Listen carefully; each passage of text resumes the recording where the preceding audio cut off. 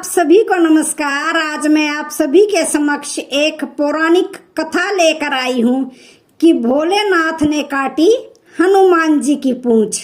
तो श्रवण करते हैं।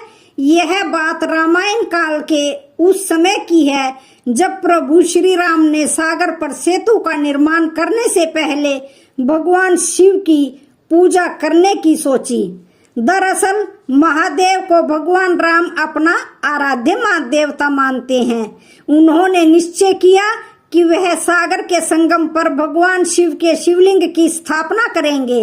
इसी विचार के साथ श्री राम ने हनुमान जी से कहा, हनुमान तुम अभी काशी जाओ और शिव जी से एक उत्तम ज्योतिर्लिंग शुभ मुहूर्त में लाओ, नहीं तो मेरा यह मुहूर्त निकल जाएगा।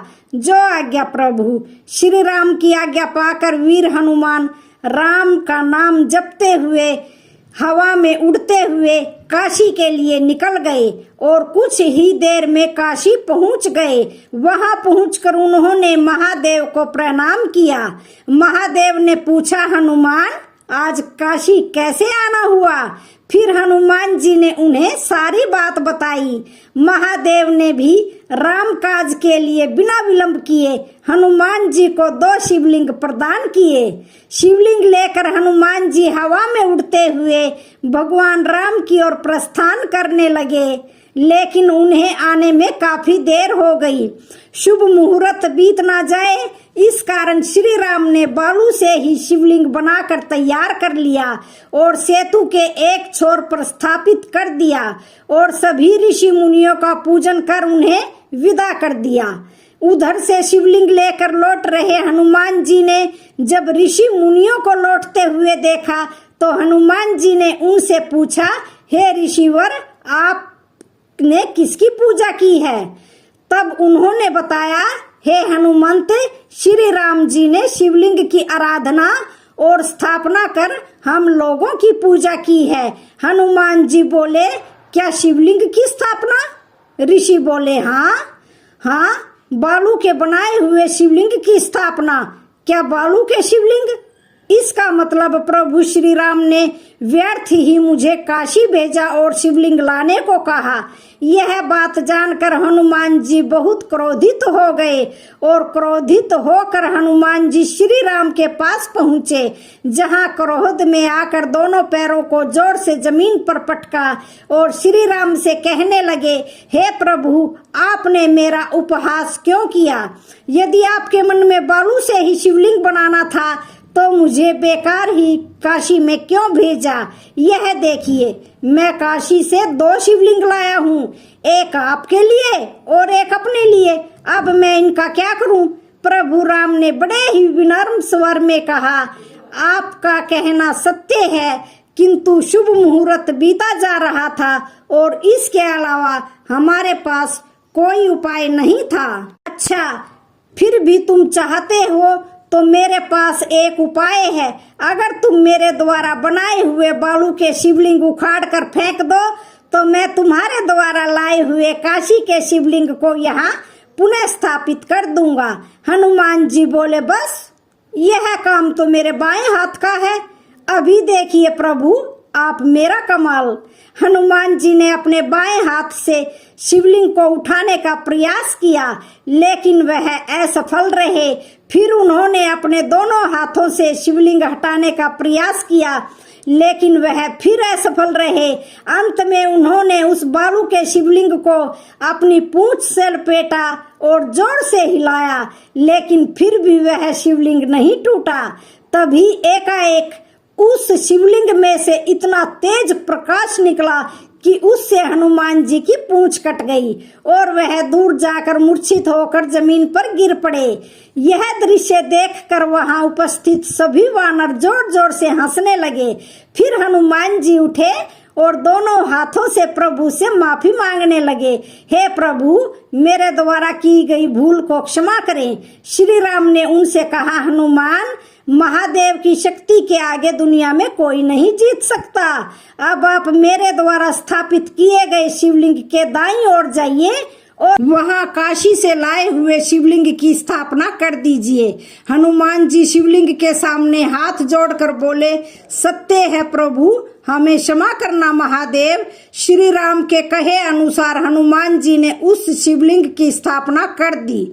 उस शिवलिंग की स्थापना होने के बाद प्रभु श्री राम ने वरदान दिया, हे हनुमान, तुम्हारे द्वारा स्थापित इस शिवलिंग को मेरा वरदान है कि जो भी इस शिवलिंग की पूजा किए बिना सेतु पर रामेश्वर की पूजा करेगा, उसकी पूजा सफल नहीं मानी जाएगी। जब वह इस शिवलिंग की पूजा करेगा, उसके पश्चात ही रामेश्वरम की पूजा सफल मानी जाएगी। हनुमान, जिस जगह तुम्हारी पूंछ छिन्न हुई है, आज से तुम भी उसी स्थान पर छिन्न पूंछ तथा गुप्त पद होकर अपने गर्भ का स्मरण करते हुए यहाँ रहोगे। तभी से हनुमान जी ने अपने अंश से वहीं पर अपनी एक मूर्ति स्थापित कर दी। आज भी वहाँ हनुमान जी की छिन्न पूंछ और गुप्त मूर्ति विद्वान है, और जहाँ पर हनुमान जी मूर्छित होकर गिरे थे, वह स्थान मारुत के नाम से प्रसिद्ध हुआ।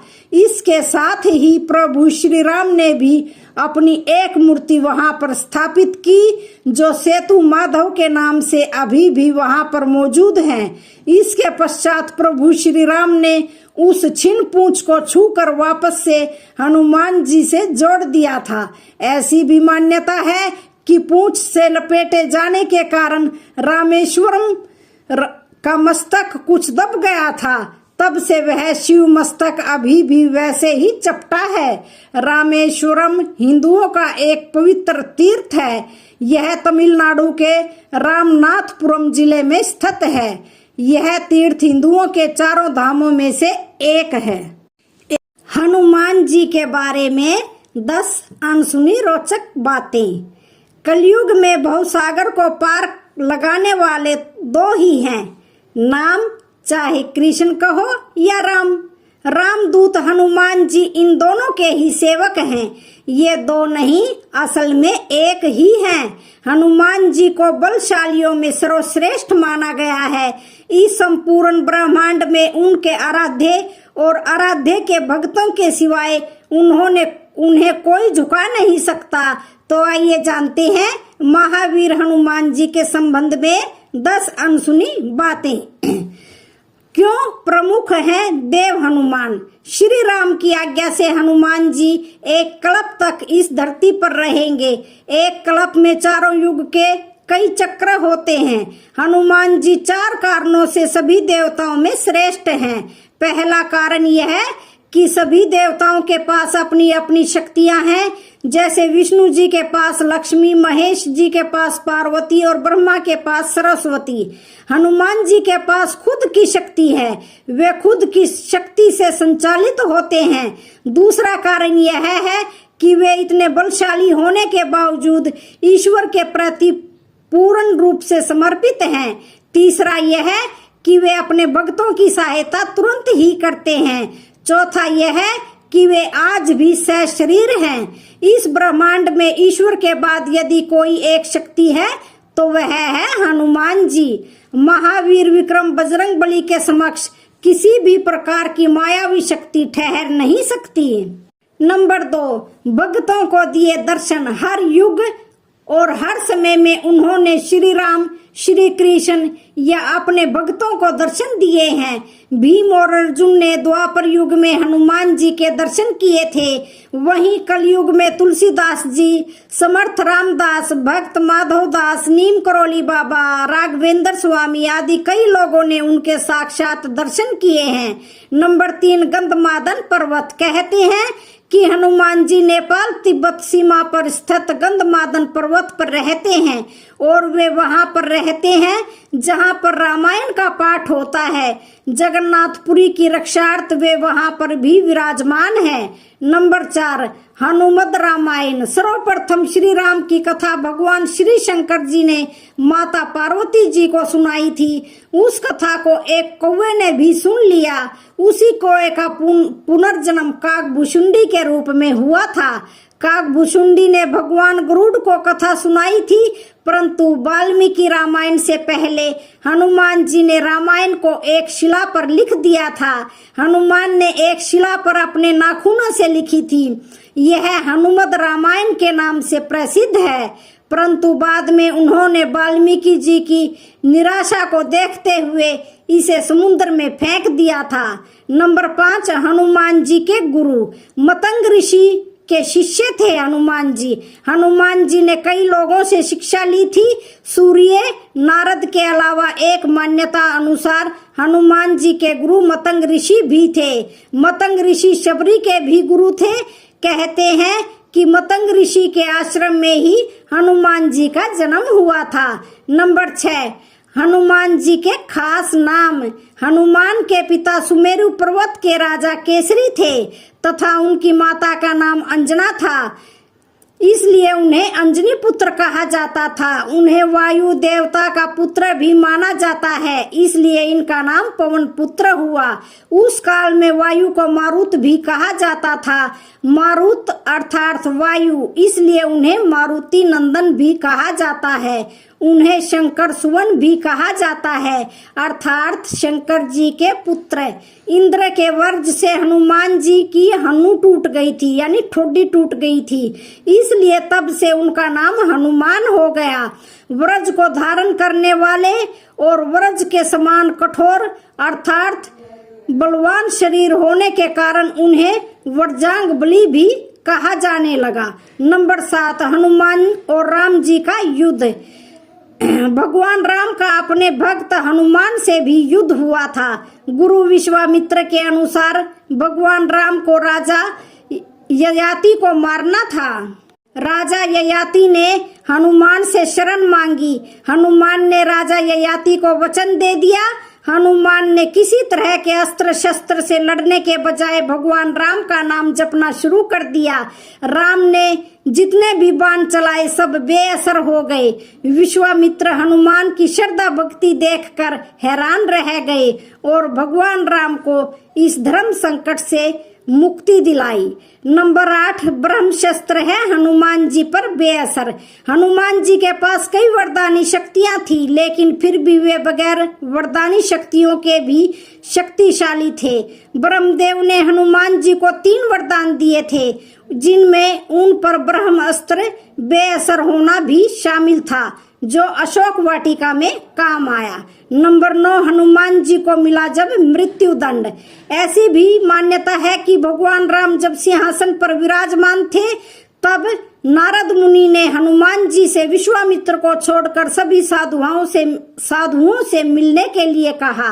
हनुमान जी ने ऐसा ही किया।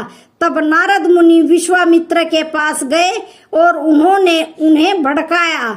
इसके बाद विश्वामित्र गुस्सा हो गए और उन्होंने उसे अपना अपमान समझा।